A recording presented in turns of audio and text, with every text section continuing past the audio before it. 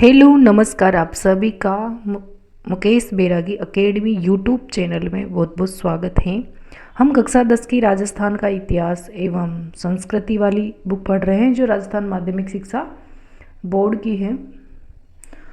इसके अंतर्गत हमने कल इसका राजस्थान का एक सामान्य परिचय, इतिहास, काल विभाजन और राजस्थान की प्रमुख सभ्यताएं, प्रमुख जनपद और राजपूतों की उत्पत्ति से संबंधित टॉपिक पढ़ लिया था। आज का टॉपिक है राजस्थान के प्रमुख राजपूत वंशों का परिचय। इसके अंतर्गत सबसे पहले देखते हैं गुहिल वंश एवं इस वंश के प्रतापी शासक। गुहिल वंश देखते हैं सबसे पहले। ये मेवाड़ का राजवंश था गुहिल वंश। ये बुक राजस्थान के सभी स्टूडेंट्स के लिए उपयोगी, भले आप किसी की भी तैयारी कर रहे हो, first grade, second grade, third grade, LDC, RS, सभी के लिए समान रूप से उपयोगी है। यहाँ से सभी भर्ती परीक्षाओं में क्वेश्चन आते हैं और सभी के लिए बहुत ही ज़रूरी है इसको पढ़ना। तो पढ़ते हैं गुहिल वंश एवं इस वंश के प्रतापी शासक। उदयपुर, राजसमंद, चित्तौड़गढ़, प्रतापगढ़ तथा इनके आसपास का क्षेत्र मेवाड़ कहलाता है। तो मेवाड़ किसके क्षेत्र को कहते हैं? मुख्य रूप से चित्तौड़गढ़, उदयपुर और राजसमंद और भीलवाड़ा भी आ जाएगा इसमें। उसके आसपास के क्षेत्र को कहते हैं। और जैसे अभी उदयपुर से शलुम्बर अलग हो गया तो वो भी आ जाएगा। तो चित्तौड़गढ़, उदयपुर और राजसमंद और प्रतापगढ़, इसके आसपास को क्षेत्र को किस नाम से जाना जाता है? तो मेवाड़ के नाम से जाना जाता है। गुहिल वंश ने मुख्यतः मेवाड़ में शासन किया। तो गुहिल वंश ने कहाँ पे शासन किया था? मेवाड़ पे शासन किया था। इस वंश का नामकरण इस वंश के प्रतापी शासक गुहिल नाम से हुआ। यानी कि इसका प्रतापी शासक कौन था?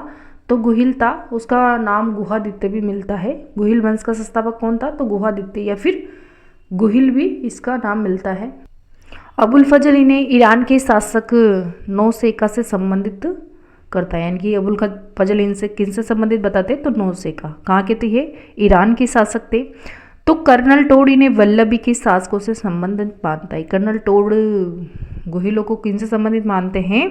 तो कर्नल टोड वल्लभी के शासकों से संबंधित इसको मानते हैं। वही नैणसी और गोपीनाथ शर्मा इनके ब्राह्मण होने का मत प्रतिपादित करते हैं।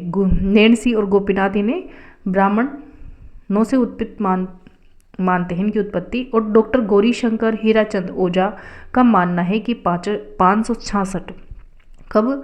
तो इनकी 566 के ईस्वी के लगभग गुहिल ने अपना शासन स्थापित किया था। गुहिल के बाद मेवाड़ का प्रतापी शासक बप्पा हुआ। तो गुहिल वंश की संस्थापक की बात करें ना तो गुहिल है। गुहिल का नाम गुहादित्य भी मिलता है। अगर इनके माता पिता की बात करें तो गुहिल के माता पुष्पावती और पिता शिलादित्य थे। और डीआर भंडारकर ने गुहिलों को ब्राह्मण माना। और नैणसी विख्यात में भी गुहिलों को ईरान के बादशाह नौशेखा के आदिल के संतान मानते हैं। और अबुल फजल भी मानते हैं। और मेवाड़ के प्राचीन नाम की बात करें ना तो मेवाड़ को मेव, मेद, मेर जाति से संबंधित होने के कारण इसके प्राचीन नाम सीवी, प्रागवाट, मेदवाट इत्यादि भी मिलते हैं। और गुहिल के बाद मेवाड़ का प्रतिपक्ष शासक कौन हुआ? तो बप्पा। यानी कि बप्पा इसको ही वास्तविक गुहिल वंश का वास्तविक संस्थापक भी माना जाता है। और बप्पा का मूल नाम क्या होता है? कालभोज होता है। राज प्रशस्ति के अनुसार बप्पा ने 734 ईस्वी में चित्तौड़ की शासक मानमोरी को परास्त कर, किसको? तो चित्तौड़ की शासक मानमोरी को परास्त कर चित्तौड़ पर अधिकार कर लिया था। बप्पा की राजधानी कौन सी थी? तो नागदा। बप्पा ने नागदा कहाँ थी पहले? उदयपुर में सॉरी। बप्पा की राजधानी नागदा थी जो उदयपुर में थी। बप्पा ने कैलाशपुरी में एक लिंगजी लकुलिस मंदिर का निर्माण किया। तो एकलिंगजी लकुलिस मंदिर का निर्माण किसने किया? तो बप्पा ने किया। एकलिंगजी गुहिल वंश के कुल देवता माने जाते हैं। तो गुहिल वंश के कुल देवता कौन से माने जाते हैं? एकलिंगजी माने जाते हैं।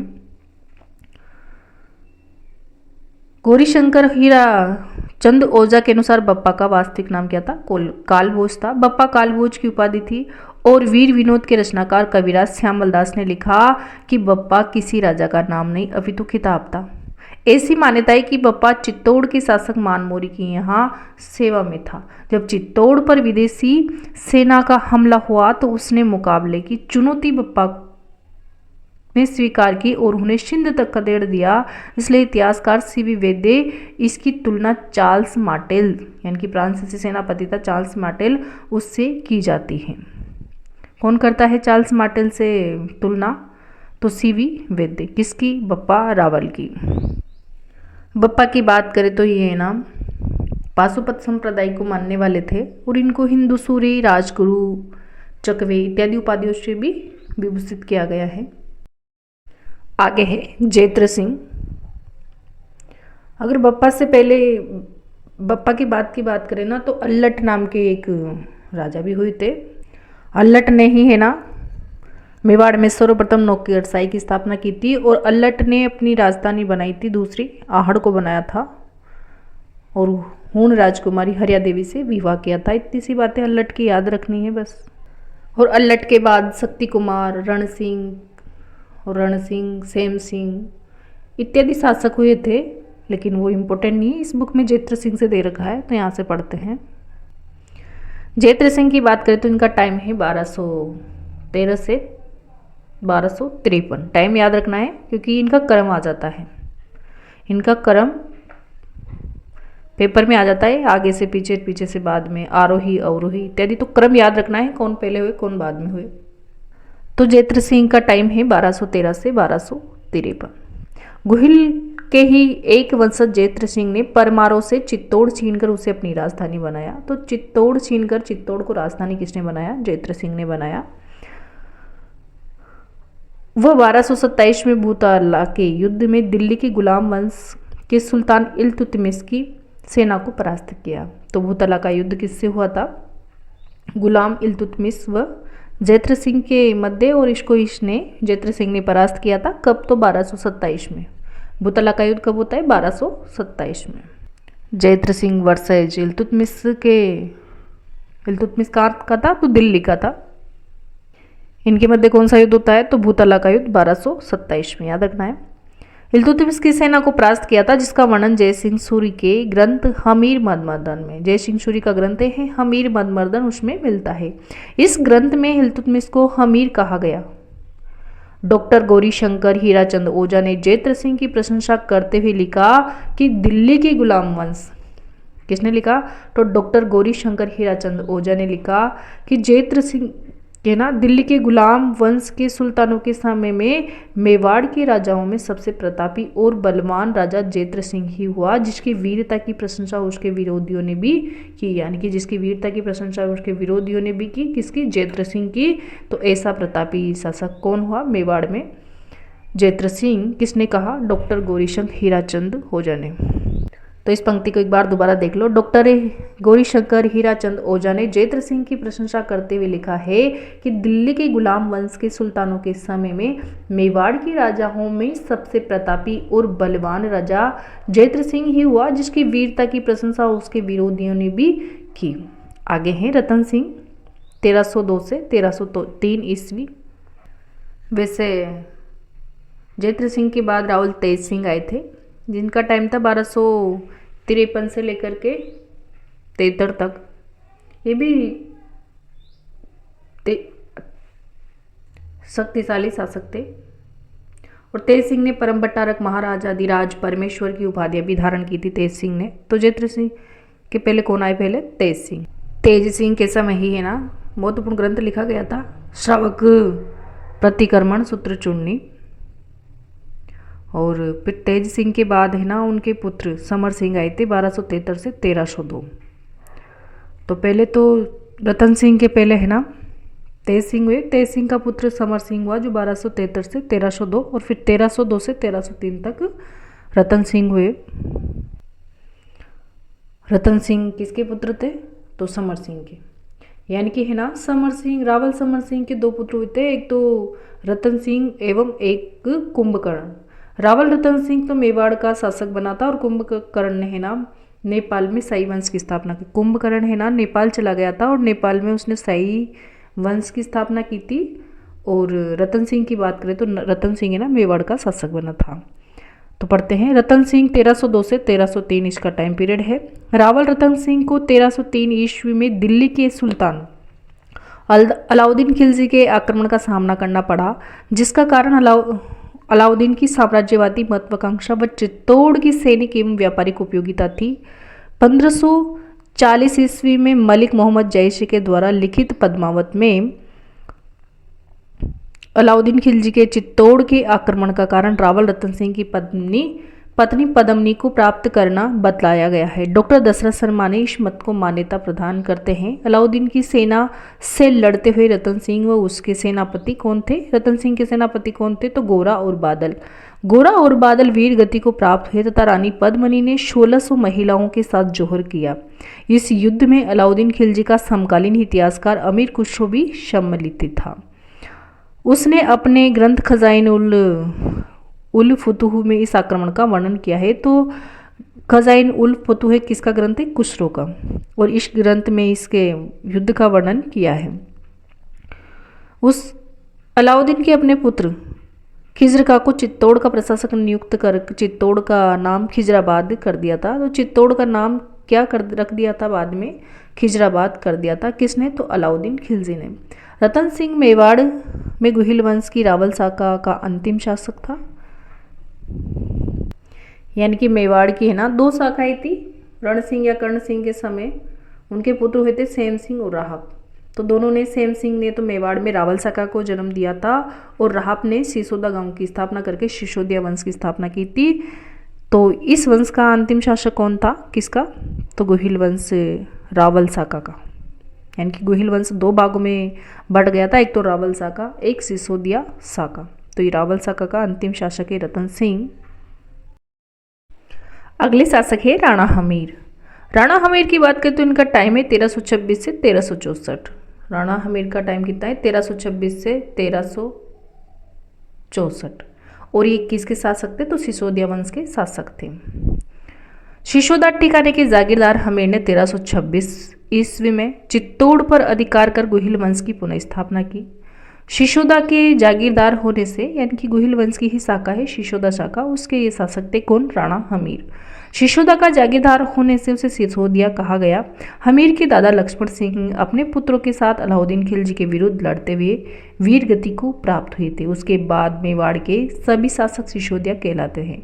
हमीर को मेवाड़ के उद्धारक की संज्ञा दी जाती है। हमीर को मेवाड़ के उद्धारक की संज्ञा दी जाती है। तो मेवाड़ का उद्धारक किसे कहा जाता है? हमीर को भी कहा जाता है। राणा हमीर को विषमघाटी पंचानन की संज्ञा दी गई है। राणा हमीर को विकट आक्रमणों के सिंह के सदस्य, यानी कि इसका अर्थ है विषमघाटी पंचानन का विकट आक्रमणों में सिंह के समान की संज्ञा राणा कुंभा की कीर्ति स्तंभ प्रशस्ति में दी गई। हमीर ने सिंगोली कहाँ पे? तो बांसवाड़ा के युद्ध में मोहम्मद बिन तुगलक की सेना को परास्त किया था। तो हमीर का सिंगोली का युद्ध हुआ था किसके साथ? तो हमीर वर्सेस मोहम्मद बिन तुगलक के साथ हुआ था। और इसमें है ना हमीर ने मोहम्मद बिन तुगलक की सेना को क्या किया था? परास्त किया था। तो कीर्ति स्तंभ प्रशस्ति में हमीर को किसकी संज्ञा दी गई? तो हमीर को विषमघाटी पंचानन की संज्ञा दी गई। याद रखना है, इंपॉर्टेंट है। आगे हैं महाराणा लाखा। महाराणा लाखा के टाइम की बात करें तो 1382 से 1421 है। और महाराणा लाखा से पहले राजा राणा क्षेत्र सिंह हुए थे। राणा क्षेत्र सिंह का टाइम था 1364 से लेकर के 1382। राणा क्षेत्र सिंह का टाइम क्या था? तो 1364 से लेकर के 1382 तक था। फिर उनका पुत्र बना क्षेत्र सिंह का पुत्र लाखा शासक। कब? 1382 से 1421। तो राणा लाखा का टाइम क्या है? 1382 से 1421। 1382 ईस्वी में महाराणा लाखा मेवाड़ का शासक बना। मारवाड़ के रणमल की बहन हंसाबाई का विवाह लाखा के पुत्र चूड़ा के साथ होना था, मगर परिस्थितिवश विवाह लाखा के साथ संपन्न हो गया। इस विवाह के साथ यह शर्त थी कि मेवाड़ का उत्तराधिकारी हंसाबाई का पुत्र ही होगा, जिससे लाखा के योग्य पुत्र चूड़ा को राज्याधिकार से वंचित होना पड़ा। चूड़ा को राजस्थान का भीष्म पितामह भी कहा जाता है, क्योंकि इन्होंने कठोर प्रतिज्ञा ली थी कि भविष्य में मेवाड़ का शासक नहीं बनेगा, और इन्होंने अपनी स्वेच्छा से गद्दी का परित्याग किया है। लाखा ने लाखा के जो बड़े पुत्र चूड़ा है ना, इन्होंने अपनी स्वेच्छा से गद्दी का परित्याग किया था, इसलिए इसको राजस्थान का भीष्म पितामह कहा जाता है। तो राजस्थान मेवाड़ का भीष्म पितामह कहा जाता है। तो मेवाड़ का भीष्म पितामह किससे कहा जाता है राजस्थान का? तो चूड़ा को। किसको? चूड़ा को, याद रखना है। चूड़ा को है ना, चूड़ा के वंशजों को, जितने भी चूड़ा के वंशज हैं उनको हरावल का सौभाग्य मिला था फिर बाद में।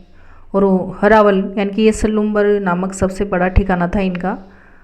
और राणा का राज तिलक सलुम्बर का रावत ही करता था। राणा की अनुपस्थिति में भी सलुम्बर का रावत ही शासन देखता था। राणा लाखा के समय जावर माइन से चांदी व सीसा बहुत मात्रा में निकलने लगा, जिससे आर्थिक समृद्धि बढ़ी। इस समय एक बंजारे ने फिचोला झील का निर्माण करवाया था।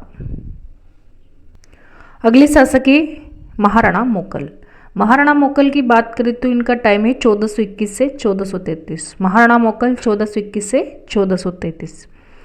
मोकल महाराणा लाखा व हंसाबाई का पुत्र था। 1421 में जब मोकल शासक बना तो अल्पायु होने के कारण चूड़ा ने उसके संरक्षक के रूप में कार्य किया। पर जब चूड़ा को लगा कि मोकल की माता हंसाबाई उस पर संदेह करती है तो वो मेवाड़ छोड़कर मांडू चला गया। 1433 ईस्वी में मोकल की जिलवाड़ा में चाचा व मेहरा ने महपा पवार के साथ मिलकर हत्या कर दी थी। तो मोकल की हत्या कब हुई थी? 1433 में। अगले शासक हैं महाराणा कुंभा। महाराणा कुंभा की बात करें तो इनका टाइम है 1433 से लेकर के 1468। महाराणा कुंभा का टाइम क्या है? तो 1433 से लेकर के 1468 इनका टाइम है। इनके पिता कौन थे? तो मोकल। और माता कौन थी? तो सौभाग्यवती देवी। महाराणा कुंभा के पिता मोकल थे और माता सौभाग्य देवी थी, ठीक है ना। मोकल के बाद उनका पुत्र महाराणा कुंभा 1433 में मेवाड़ का शासक बना। राठौड़ों का मेवाड़ पर प्रभाव समाप्त कर उसने मेवाड़ी सामंतों का विश्वास अर्जित किया। कुंभा ने चित्तौड़ एवं कुंभलगढ़ को अपनी शक्ति का केंद्र बनाया। तो कुंभा ने किसको केंद्र बनाया? चित्तौड़ और कुंभलगढ़ को अपनी शक्ति का केंद्र बनाया।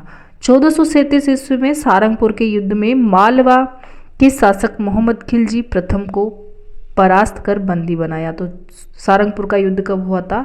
1437 में। किस किस के मध्य? तो राजा कुंभा और मोहम्मद बिन खिलजी के, यानी कि खिलजी प्रथम के बीच और मोहम्मद खिलजी की प्रथम के बीच और महाराणा कुंभा के बीच कौन सा युद्ध हुआ? तो सारंगपुर का युद्ध। तो सारंगपुर का युद्ध कब हुआ? 1437 में, याद रखना है।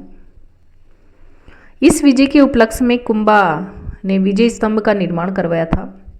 नागौर के उत्तराधिकारी को लेकर मेवाड़ व गुजरात में युद्ध हुआ, जिसमें गुजरात की पराजय हुई। 1453 में कुंभा ने मारवाड़ से मंडोर छीन लिया, परंतु बाद में संधि कर अपने पुत्र राईमल का विवाह मारवाड़ की राजकुमारी से कर दिया। 1456 ईस्वी में मालवा के मोहम्मद खिलजी प्रथम व गुजरात के कुतुबुद्दीन के बीच चंपानेर की संधि हुई। इस संधि में यह तय किया गया कि दोनों शासक मिलकर कुंभा पर आक्रमण करके उसे हराकर उस राज्य को बांट लेंगे। 1457-58 ईस्वी में गुजरात व मालवा के शासकों ने मेवाड़ पर आक्रमण किया और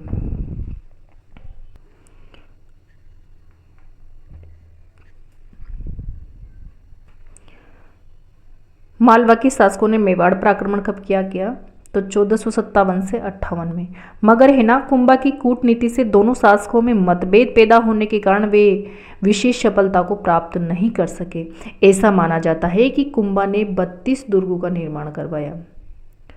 कुंभा ने है ना 32 दुर्गों का निर्माण कराया, जिसमें सिरोही, अचलगढ़ एवं कुंभलगढ़ के दुर्ग प्रसिद्ध है।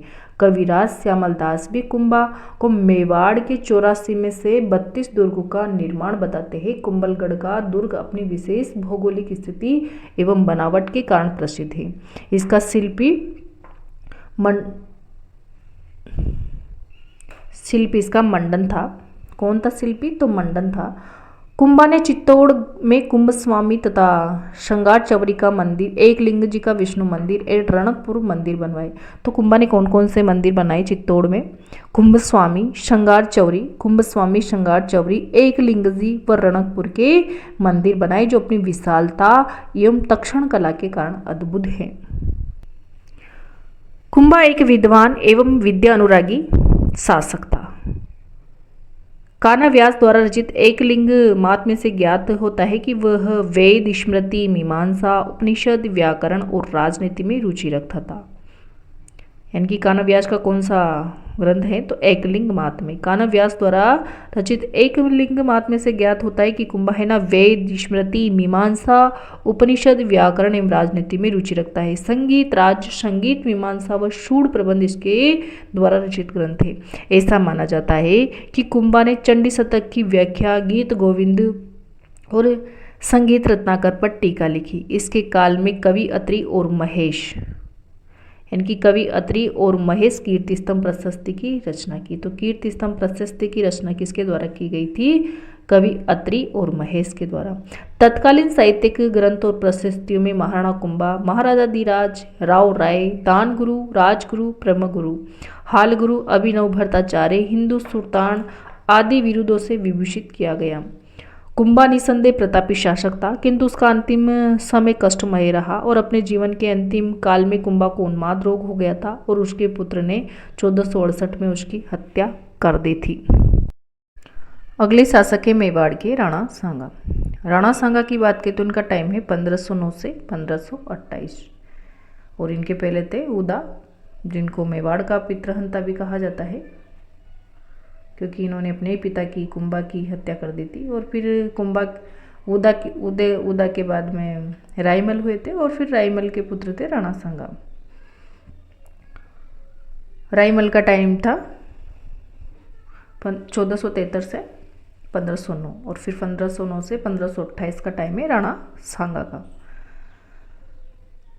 राणा सांगा संग्राम सिंह व उसके तीनों भाई पृथ्वीराज, जयमल और राज सिंह चारों ही स्वयं अपने पिता का उत्तराधिकारी मानते थे। चारों ही है ना अपने आप में उत्तराधिकारी मानते थे। इस कारण उनमें संघर्ष होना स्वाभाविक था। इस संघर्ष का अंततः सांगा विजय रहा और मेवाड़ का शासक बना। इतिहास में हिंदू पथ के प्रसिद्ध महाराणा सांगा 1509 में मेवाड़ का शासक बना था। तो राणा सांगा शासक कब बने थे मेवाड़ के, तो मई का महीना था, मई 1509 में मेवाड़ के शासक बने थे। और इस समय मालवा पर सुल्तान नासिरुद्दीन शासन कर रहा था। कौन? मालवा पर सुल्तान नासिरुद्दीन शासन कर रहा था। 1511 ईस्वी में सुल्तान की मृत्यु के बाद उत्तराधिकारी का संघर्ष छिड़ गया। इनमें उत्तराधिकारी का संघर्ष छिड़ गया, जिसमें एक राजपूत सरदार मेदिनी राय के सहयोग से मोहम्मद खिलजी द्वितीय का सफलता मिली।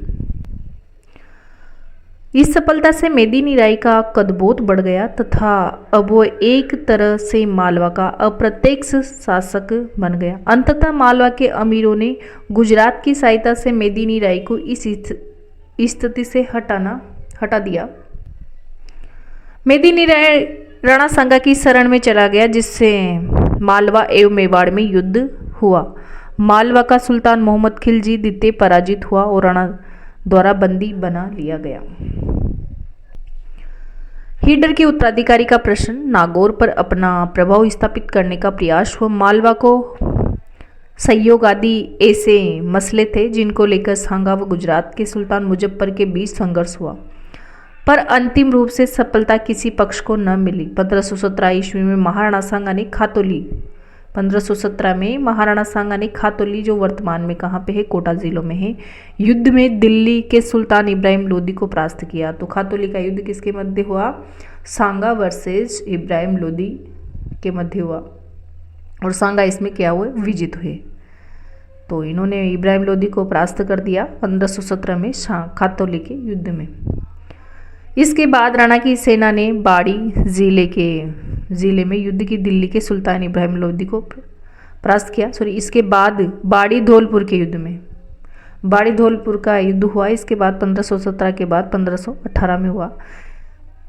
इससे राणा की प्रतिष्ठा और बढ़ गई। राणा सांगा उत्तर भारत का शक्तिशाली शासक बना। 1526 में बाबर ने पानीपत के युद्ध में इब्राहिम लोदी को परास्त कर आगरा पर अधिकार कर लिया। बाबर ने राणा सांगा पर विश्वासघात का आरोप लगाकर उसके विरुद्ध कूच किया। बाबर के अनुसार राणा सांगा ने उससे वादा किया था कि जब वह इब्राहिम लोदी पर आक्रमण करेगा तो सांगा उसकी मदद करेगा, किंतु राणा सांगा ने उसकी कोई मदद नहीं की। मगर इस आरोप की पुष्टि नहीं होती। चूंकि दोनों ही शासक शक्तिशाली एवं महत्वाकांक्षी थे, अतः दोनों के मध्य युद्ध निश्चित था। यद्यपि खानवा के मैदान में सांगा पराजित हुए, पर इससे पहले बयाना के युद्ध फरवरी 1527। बयाना का युद्ध कब होता है? 1527 में। किसके किसके मध्य? तो सांगा वर्सेस बाबर, यानी कि सांगा और बाबर के मध्य युद्ध होता है। बयाना का युद्ध 1527 में। उसने बाबर की सेना को पराजित किया था। 17 मार्च 1527 को खानवा के मैदान में बाबर और राणा सांगा के बीच युद्ध हुआ। तो खानवा का युद्ध कब हुआ? 17 मार्च 1527 को बाबर और राणा सांगा के मध्य युद्ध हुआ। तोप कानेम तुलगमा पद्धति, इसमें है ना, बाबर ने तुलगमा पद्धति अपनाई थी, इस कारण वो जीत गया था। बाबर की विजय हुई। राणा सांगा युद्ध में घायल हुआ एवं उसे युद्ध के मैदान से दूर ले जाया गया। जब इसने युद्ध नहीं करना चाहते थे, मतलब जब राणा सांगा ने अपनी पराजय का बदला लिए बिना लूटने से इनकार कर दिया, तब उसके सामंतों ने जो युद्ध नहीं करना चाहते थे, यानी कि युद्ध राणा सांगा ने पराजय से बदला लिए बिना ही लौटने से इनकार किया कि मैं तो युद्ध करूंगा, ऐसे कैसे जाऊंगा। लेकिन इनके सामंत युद्ध करना नहीं चाहते थे। सांगा को विष दे दिया और जिसके फलस्वरूप 30 जनवरी 1528 को बसवा दौसा में सांगा की मृत्यु हो गई। मांडलगढ़ में सांगा की समाधि स्थल है। तो सांगा की समाधि स्थल कहाँ पे है? मांडलगढ़ में। राणा सांगा की मृत्यु के पश्चात राणा रतन सिंह 1528 से 1531 वो उसके पश्चात राणा विक्रमादित्य मेवाड़ का शासक बना। राणा सांगा की मृत्यु के पश्चात राणा रतन सिंह 1528 से 31 तक, उसके पश्चात राणा विक्रमादित्य जो 31 से 36 तक, 31 से 36 तक मेवाड़ के शासक बने थे। ये अयोग्य थे, तो इनका वर्णन इसमें नहीं है। आगे के शासक हैं राणा उदय सिंह। राणा उदय सिंह का टाइम है 1537 से 1572। राणा उदय सिंह का टाइम क्या है? तो 1537 से 1572। राजस्थान के इतिहास में अपने महान बलिदान के कारण ख्याति प्राप्त कर पन्नाध्याय ने अपने पुत्र चंदन का बलिदान करके उदय सिंह को बनवीर से बचाया था।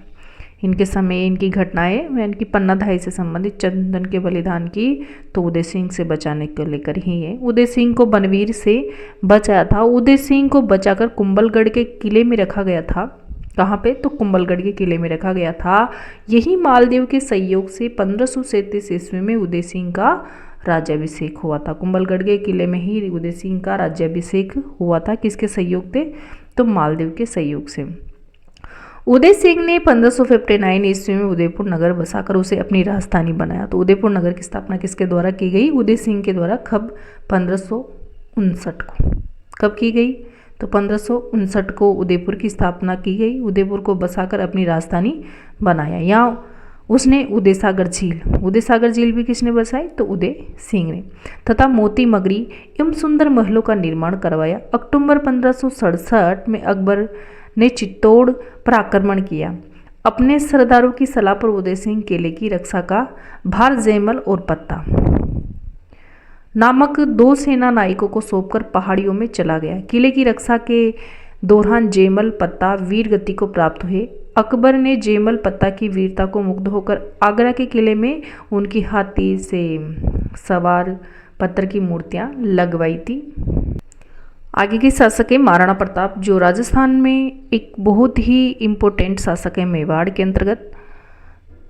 महाराणा प्रताप की टाइम की बात करें तो 1572 से 1597 इनका टाइम है। 1572 से 1597 ईस्वी तक इनका टाइम है। 9 मई 1540 को कुंभलगढ़ में जन्मे। तो इनका जन्म कब हुआ था महाराणा प्रताप का? तो 9 मई 1540 में।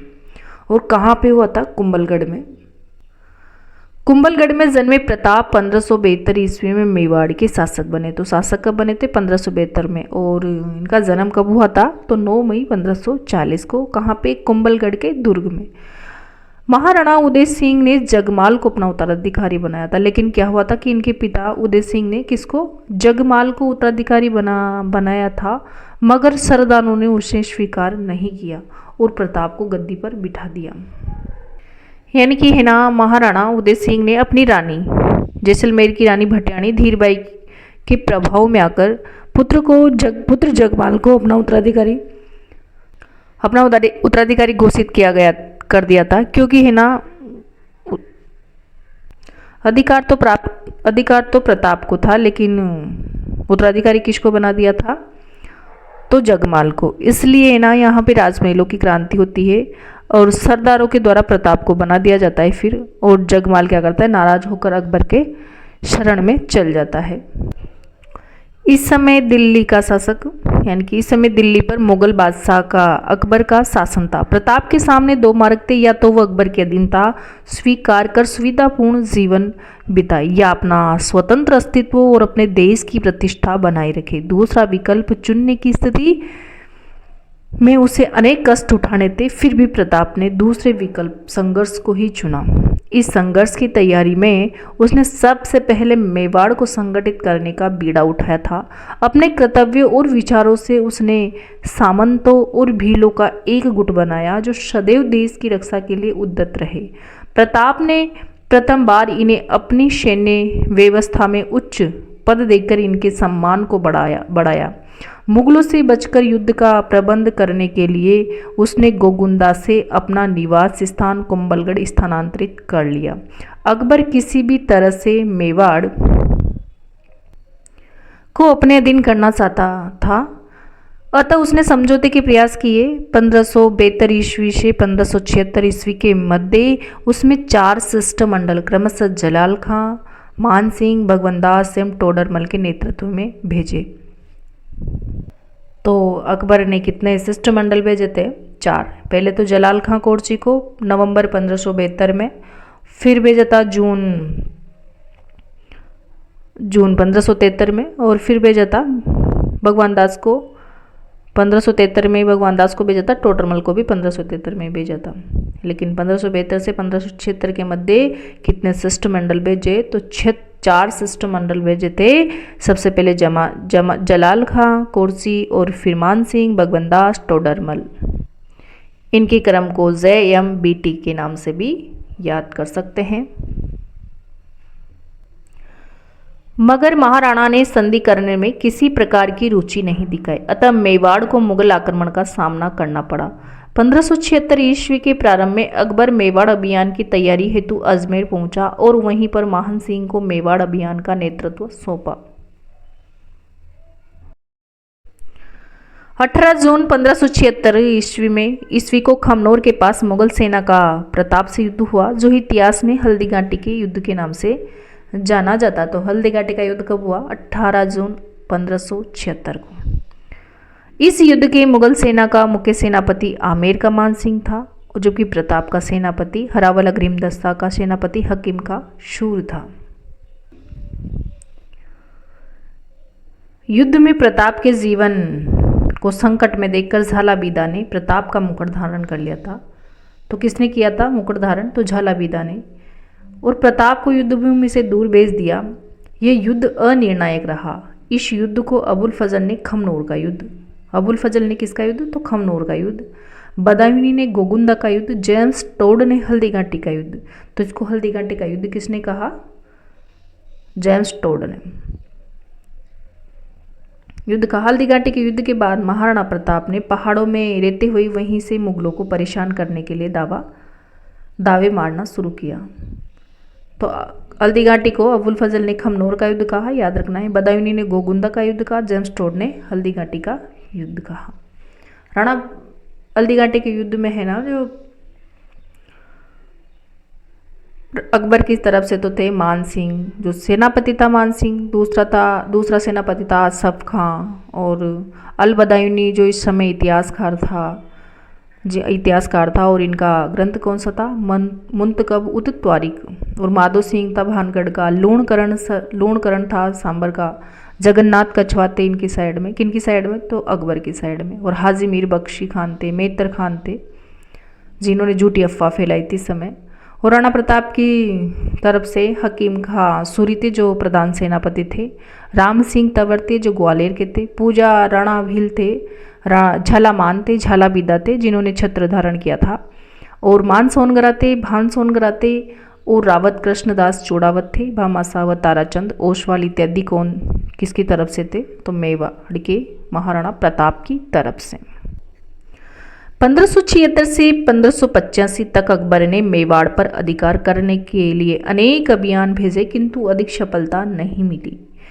इस कालखंड में दो महत्वपूर्ण घटनाएं घटित हुई। महाराणा प्रताप के पुत्र अमर सिंह ने 1580 में अचानक शेरपुर के मुगल शिविर पर आक्रमण कर अब्दुल रहीम खान खाना के परिवार व महिलाओं को बंदी बना लिया।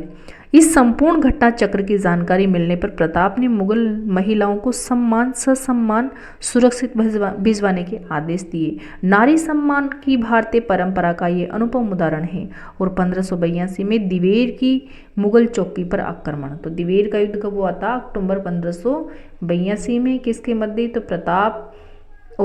प्रताप के साथ अमर सिंह थे, वर्सेज अकबर के साथ ये युद्ध हुआ था। किसका? दिवेर का। कब हुआ था? 1582 में। कुंवर अमर सिंह ने वहां पर तैनात मुगल अधिकारी सुल्तान खां को भाले की एक ही वार से परलोक सिधार दिया था। किसको? सुल्तान खां को। और ये मारा गया था सुल्तान खां। दिवेर की विजय के बाद इस पर्वतीय भाग पर प्रताप का अधिकार हो गया। एक छोटी सी मेवाड़ी सेना की यह बहुत बड़ी सफलता थी। यही कारण था कि कर्नल टोड ने इस मेवाड़ का युद्ध यानी कि इस दिवेर के युद्ध को मेवाड़ का मैराथन कहा। तो मेवाड़ का मैराथन किसको कहा जाता है? दिवेर के युद्ध को। ठीक है ना? किसने कहा? कर्नल टोड के द्वारा। 1585 ईस्वी के बाद अकबर मेवाड़ की तरफ कोई अभियान नहीं भेज सका। 1585 से 1597 के बीच प्रताप ने चित्तौड़ एवं मांडलगढ़ को छोड़कर शेष राज्य पर पुनः अधिकार कर लिया और चावंड को अपनी राजधानी बनाया और राज्य में सुव्यवस्था स्थापित की। 19 जनवरी 1597 को प्रताप की मृत्यु हो गई। तो प्रताप की मृत्यु कब हुई थी? 19 जनवरी 1597 को प्रताप की मृत्यु हो गई। चावंड के पास बारडोली नामक गांव पर इनका अंतिम संस्कार किया गया। और प्रताप के संबंध में कर्नल टोड लिखते हैं कि आल्पस पर्वत के समान। कौन लिखते हैं? तो कर्नल टोड लिखते हैं कि आल्पस पर्वत के समान अरावली में कोई ऐसी घाटी नहीं जो प्रताप के किसी वीर कार्य, उज्जवल विजय या उससे अधिक कीर्तियुक्त पराजय से पवित्र न हुई हो। हल्दी घाटी मेवाड़ की थर्मोपोली और दिवेर मेवाड़ का मैराथन है। यानी कि मेवाड़ की थर्मोपोली कर्नल टोड ने किसको कहा? तो हल्दी घाटी के युद्ध को। और दिवेर के युद्ध को मेवाड़ का मैराथन कहा। अगले शासक है राणा अमर सिंह। राणा अमर सिंह का टाइम है 1597 से 1620 ईस्वी। 1597 से 1620 ईस्वी। अमर सिंह 1597 ईस्वी में मेवाड़ का शासक बना। शासक बनने के बाद उपरांत उसे मुगल आक्रमणों का सामना करना पड़ा। 1613 ईस्वी में जहांगीर ने स्वयं अजमेर पहुंचा और शाहजादा खुर्रम शाहजहां को मेवाड़ अभियान का नेतृत्व सौंपा। उसने मेवाड़ में लूटमार एवं आगजनी के द्वारा संकट की स्थिति उत्पन्न कर दी। मेवाड़ के सामंत युद्धों से उब गए थे एवं उसकी जागीरें भी वीरान हो गई थी। अतः उन्होंने कुंवर कर्ण सिंह को अपने पक्ष में कर राणा पर मुगलों की संधि करने का दबाव बना। सरदारों के दबाव के कारण अमर सिंह को झुकना पड़ा और मुगलों से संधि की स्वीकृति देनी पड़ी। फरवरी 1615 में मेवाड़ मुगल संधि हुई। तो मेवाड़ मुगल संधि कब हुई? 1615 में। चित्तौड़ पुनः मेवाड़ को लौटा दिया गया, मगर उसकी मरम्मत नहीं की जा सकती थी। इस प्रकार विगत 90 वर्षों से चले आ रहे मेवाड़ मुगल संघर्ष का अंत हुआ। राणा अमर सिंह अपने इस कार्य से स्वयं खुश न था और उसने स्वयं को राजकार्य से विरक्त कर लिया। जहांगीर के जीवन की ये बड़ी सफलता मानी जाती है। अगले शासक है महाराणा राज सिंह। महाराणा राज सिंह के टाइम की बात करें तो 1652 से 80 के बीच है। 1652 से 80 के बीच किसका टाइम है? तो महाराणा राज सिंह का। राज सिंह ने शासक बनते ही चित्तौड़ की मरम्मत का कार्य पूरा करने का निश्चय किया। तो पहले सबसे पहले शासक बनते ही इन्होंने चित्तौड़ का मरम्मत का कार्य करवाया, किसने? राज सिंह ने। लेकिन मुगल सम्राट ने इसे 1615 ईस्वी की मेवाड़ मुगल संधि की शर्तों के प्रतिकूल मानते हुए चित्तौड़ दुर्ग को ढहाने के लिए 30,000 सेना के साथ सादुल्ला खां को भेजा। राज सिंह ने मुगलों के से संघर्ष करना उचित न समझकर अपनी सेना को वहां से हटा लिया। मुगल सेना कंगुरी बुर्ज गिराकर लौट गई। 1658 ईस्वी में मुगल शाहजादों में उत्तराधिकार का युद्ध छिड़ा, मगर महाराणा किसी के पक्ष का समर्थन नहीं करना चाहता था। अतः महाराणा टाल मटोल करता रहा और जब औरंगजेब दिल्ली का शासक बना तो प्रारंभ में तो उसके संबंध राज सिंह से अच्छे रहे। औरंगजेब ने उसे 6,000 का जात एवं सवार का मनसब प्रदान किया। कितने का? 6,000 का जात और सवार मनसब प्रदान किया। किसने? औरंगजेब ने। किसको? महाराणा राज सिंह को। किंतु किशनगढ़ की राजकुमारी चारुमती, जिसका विवाह औरंगजेब से होना था, से विवाह करके राज सिंह 1660 यानी कि चारुमती का विवाह किससे होना था? औरंगजेब से होना था, लेकिन किसने कर लिया? तो राज सिंह ने कर लिया। कब? तो 1660 में औरंगजेब को प्रसन्न कर दिया। इसके बाद 1679 में औरंगजेब द्वारा जजिया कर लगाने का राज सिंह ने क्या किया? विरोध किया। मुगल मारवाड़ संघर्ष छिड़ने पर महाराणा राज सिंह ने राठौड़ों का साथ दिया। 1680 में राज सिंह की मृत्यु हो गई। अकाल प्रबंध के उद्देश्य से राज सिंह ने गोमती नदी को रोककर राजसमंद झील का निर्माण करवाया। तो राजसमंद झील का निर्माण किसने करवाया? राज सिंह ने। कि कौन सी नदी पर? तो गोमती नदी के पानी को रोककर। तथा इस झील के उत्तरी किनारे पर नौ चौकी नामक स्थान पर राज प्रशस्ति नामक शिलालेख लगवाया गया। संस्कृत भाषा में लिखित राज प्रशस्ति शिलालेख की रचना रणछोड़ भट्ट के द्वारा की गई। राज प्रशस्ति की रचना किसके द्वारा की गई? तो रणछोड़ भट्ट के द्वारा की गई। ये प्रशस्ति 25 काले संगमरमर की शिलाओं पर खुदी हुई है, जिसे संसार का सबसे बड़ा शिलालेख माना जाता है। राज प्रशस्ति को संसार का सबसे बड़ा शिलालेख माना जाता है। अगला है मारवाड़ का राठौड़ वंश। इस वंश के प्रतापी शासक, यानी कि मारवाड़ के राठौड़ वंश और उसमें कौन कौन से प्रतापी शासक हुए, मोस्ट इंपोर्टेंट ही है इसके अंतर्गत। जिस प्रकार दक्षिणी पश्चिमी राजस्थान के गुहिलों का शासन मेवाड़ और वागड़ प्रांत में स्थापित हुआ, उसी प्रकार राजस्थान के उत्तरी तथा पश्चिमी भागों में राठौड़ के राज्य स्थापित हुए।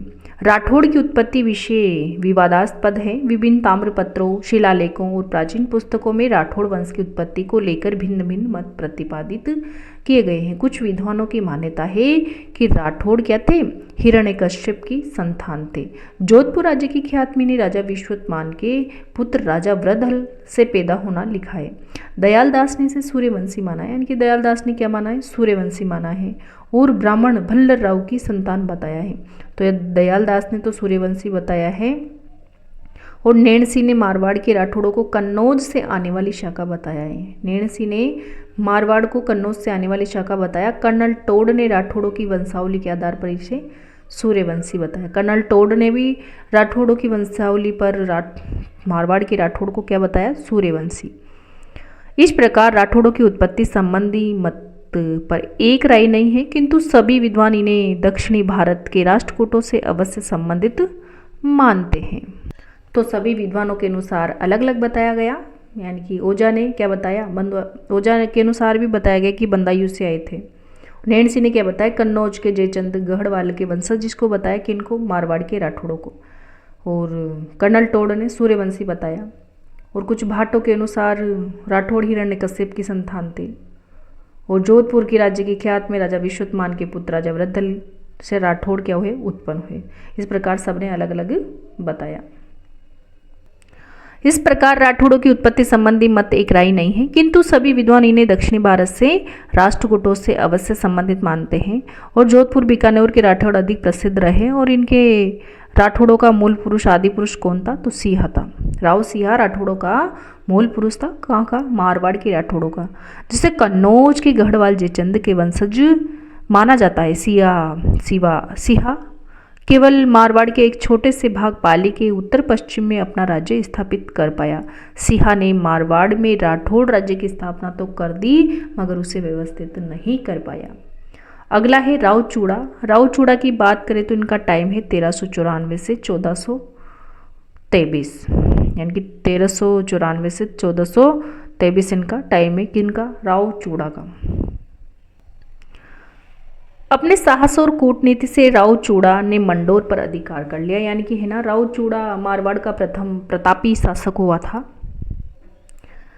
इसने मंडोर को राठौड़ों की राजधानी बनाया। मंडोर पर अधिकार के बाद इसने आसपास क्षेत्रों खाटू, डीडवाना, सांबर, अजमेर, नाडोल आदि पर अधिकार कर लिया। पुंगल के भाटियों द्वारा धोखे से 1423 ईस्वी में मारा गया। इसकी पत्नी चांद कंवर ने चांद बावड़ी, यानी कि चांद कंवर ने चांद बावड़ी जोधपुर का निर्माण करवाया था। अगले शासक है राव रणमल। राव रणमल के टाइम की बात करें तो 1427 से 1438 ईस्वी है। राव रणमल का टाइम क्या है? 1427 से 1438 ईस्वी। रणमल अपने छोटे भाई कान्हा को मारवाड़ का शासक बनाए जाने से नाराज होकर मेवाड़ चला गया। इसने अपनी बहन हंसाबाई का विवाह राणा लाखा से कर दिया। विवाह रणमल ने इसी शर्त पर किया था कि हंसाबाई का जो पुत्र होगा लाखा वही उत्तराधिकारी होगा। अतः अपने भांजे मोगल के मेवाड़ महाराणा बनने पर मेवाड़ प्रशासन में रणमल का प्रभाव बढ़ गया। रणमल की 1438 है यहाँ पे। 1438 ईस्वी में उसकी प्रेमिका भारमली के सहयोग से मेवाड़ी सामंतों द्वारा हत्या कर दी गई थी। तो रणमल की हत्या कब की गई थी? 1438 में। किसने? उनकी प्रेमिका थी भारमली, उसके सहयोग से मेवाड़ी सामंतों के द्वारा हत्या कर दी गई थी। आगे है राव जोधा। राव जोधा 1438 से 1489। राव जोधा का टाइम क्या है? तो 1438 से 1489। राव जोधा मारवाड़ के राव रणमल का पुत्र था। 1438 में चित्तौड़ रणमल की हत्या होने के बाद उसने जंगलों में रहकर शक्ति को संगठित किया। 1453 में मंडोर जीतने में सफल रहा। उसने मेवाड़ से सुलह करने के लिए अपनी पुत्री का विवाह मेवाड़ के राजकुमार रईमल से कर दिया। उसने 1459 में जोधपुर नगर की स्थापना और उसे अपनी राजधानी बनाया। तो जोधपुर नगर की स्थापना कब हुई? 1459 को। किसने की? राव जोधा ने। राजधानी बनाया। राव जोधा ने नई राजधानी सुरक्षित रखने के लिए चिड़ियाटूक की पहाड़ी पर दुर्ग बनाकर मेहरानगढ़ बनाया। इन्होंने चिड़ियाटूक की पहाड़ी पर एक दुर्ग बनाया जिसे क्या कहते हैं? मेहरानगढ़। राव जोधा ने दिल्ली के सुल्तान बहलोल लोदी की एक सेना को परास्त कर दिया था, प्रतिष्ठा प्राप्त की और डॉक्टर गौरीशंकर हीराचंद ओझा राव जोधा को जोधपुर का प्रथम प्रतापी शासक मानते हैं। तो गौरीशंकर हीराचंद ओझा किसको जोधपुर का प्रथम प्रतापी शासक मानते हैं? तो राव जोधा को। अगले शासक है राव मालदेव 1531 से 1562 ईस्वी। राव मालदेव का टाइम क्या है? तो 1531 से 1562 ईस्वी। राव मालदेव ने खानवा के युद्ध में राणा सांगा की ओर से भाग लिया। यद्यपि खानवा के युद्ध के समय मारवाड़ का शासक इसका पिता राव गंगा था। इसने 1532 ईस्वी में बहादुर शाह के मेवाड़ पर आक्रमण के दौरान राणा विक्रमादित्य की सहायता की। 1536 में राव मालदेव ने जैसलमेर के राव लूणकरण की पुत्री उमादे से विवाह किया, जो इतिहास में रूठी रानी के नाम से प्रसिद्ध है। तो रूठी रानी के नाम से कौन है? उमादे। इस घटना का कारण यह था कि मालदेव का स्वसुर व उमादे का पिता राव लूणकरण मालदेव की क्या करना चाहते थे? हत्या करवाना चाहते थे। इसकी सूचना मालदेव की सास ने मालदेव को भिजवा दी और इस घटना के बाद मालदेव व उमादे के संबंध बिगड़ गए। वो रूठकर अजमेर के तारागढ़ में रही और इतिहास में रूठी रानी के नाम से प्रसिद्ध हुई। मालदेव ने मेड़ता के वीरम देव और बीकानेर के राव जयसिंह पर आक्रमण कर 1542 में उनके राज्यों पर अधिकार कर लिया। वीरम देव व राव जयसिंह शेरशाह की शरण में चले गए। 1539 व 40 में शेरशाह के हाथों पराजित होकर हुमायूं दर बदर भटक रहा था, तो मालदेव हुमायूं को सहायता का संदेश भेजा, क्योंकि मालदेव जानता था कि हुमायूं की पूर्ण पराजय के पश्चात शेरशाह का अगला शिकार स्वयं मालदेव ही होगा। 1543-44 ईस्वी में मालदेव को शेरशाह सूरी के आक्रमण का सामना करना पड़ा। शेरशाह की धूर्तता मालदेव और उसके सेनापतियों के बीच अविश्वास उत्पन्न कर दिया, जिससे मालदेव ने मैदान छोड़ दिया। मगर उसके सेनापतियों जेता और कुपा ने जनवरी 1544 में गिरी सुमेल में शेरशाह से युद्ध किया। तो गिरी सुमेल का युद्ध कब हुआ था? 1544 में। और उनकी वीरता से प्रभावित होकर शेरशाह को कहना पड़ा कि एक मुट्ठी बाजरे के लिए मैं हिंदुस्तान की बादशाह खो देता। यानी कि जेता और कूपा की वीरता से प्रभावित हुए थे शेरशाह, और उनको कहना पड़ा था कि एक मुट्ठी बाजरे के लिए मैं हिंदुस्तान की बादशाह खो देता। तो ये कथन किसका है? शेरशाह का। अगले शासक है राव चंद्रसेन 1562 से 1581। राव चंद्रसेन का टाइम क्या है? तो 1562 से 1581। राव मालदेव ने अपने सबसे बड़े पुत्र राम से अप्रसन्न होकर उससे राज्य से निर्वासित कर दिया। अपने दूसरे पुत्र उदय सिंह से भी मालदेव खुश न था, अतः उसे भी अपने उत्तराधिकारी नहीं बनाया। अंततः चंद्रसेन मालदेव का उत्तराधिकारी बना। तो उसका तीसरा पुत्र था। चंद्रसेन को अपने दो बड़े भाइयों राम और उदय सिंह के विरोध में सामना करना पड़ा। 1564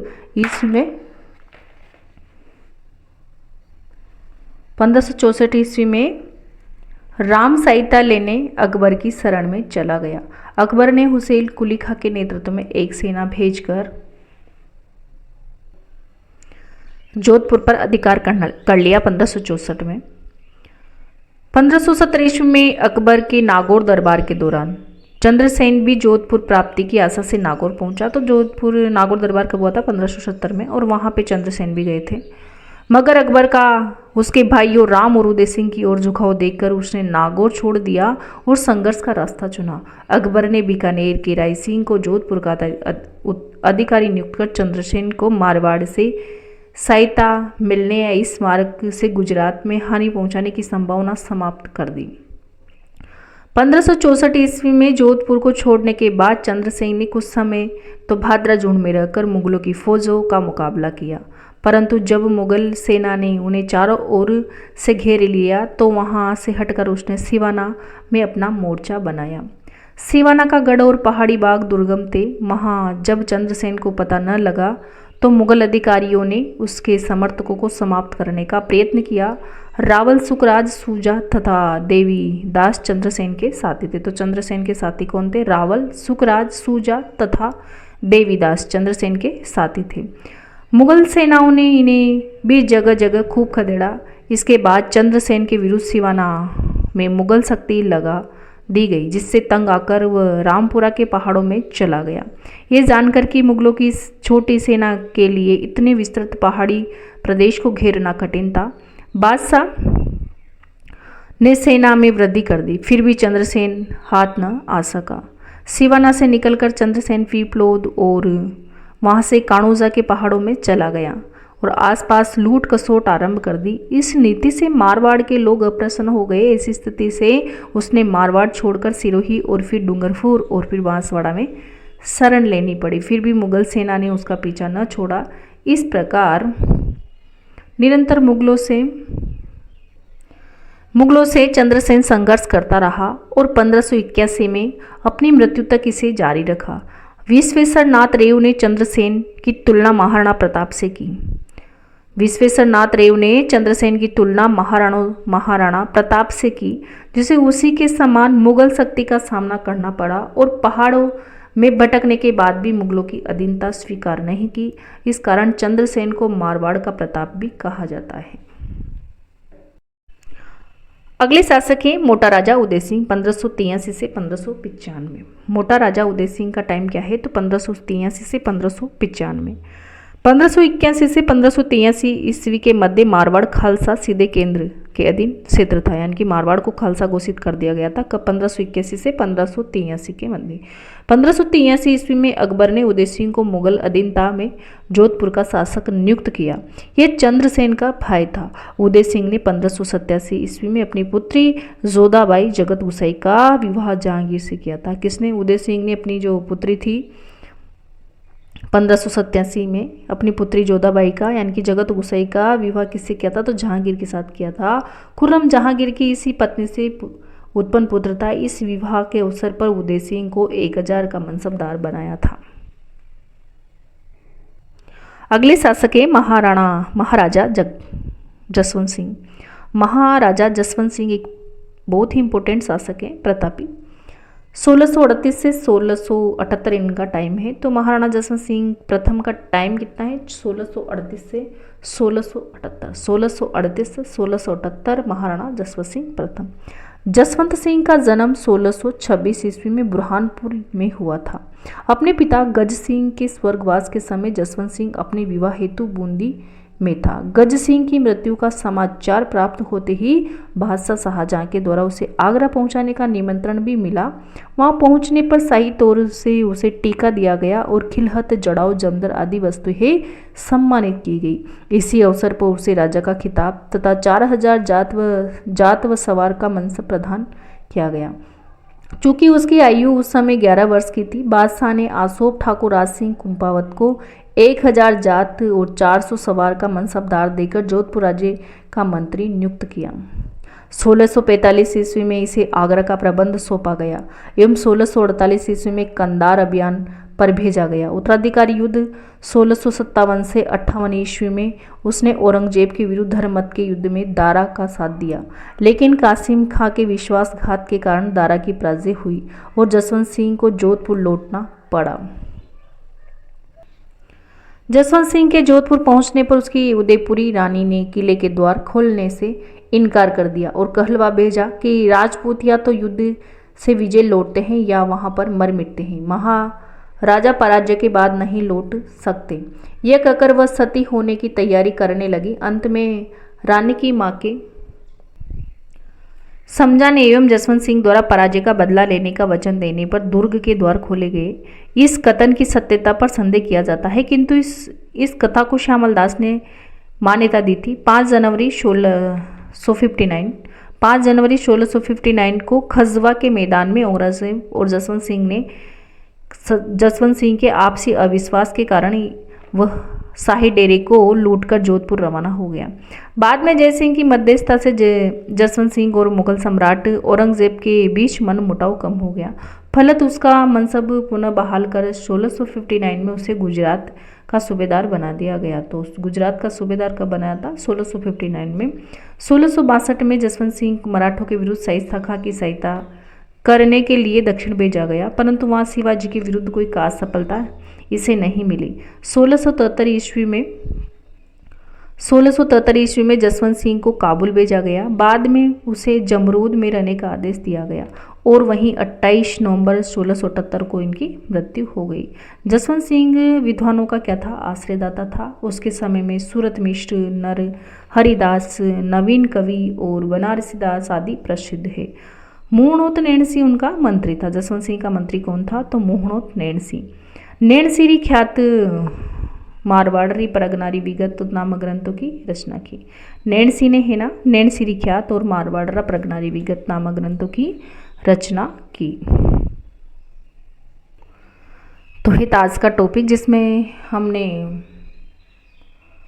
मेवाड़ का गुहिल वंश व मारवाड़ का राठौड़ वंश पढ़ा। तो वीडियो देखने के लिए आपको बहुत बहुत धन्यवाद। अगर वीडियो पसंद आई तो लाइक करें, शेयर करें और क्या करें, कमेंट बॉक्स में कमेंट करें और चैनल को सब्सक्राइब करें। Thank you.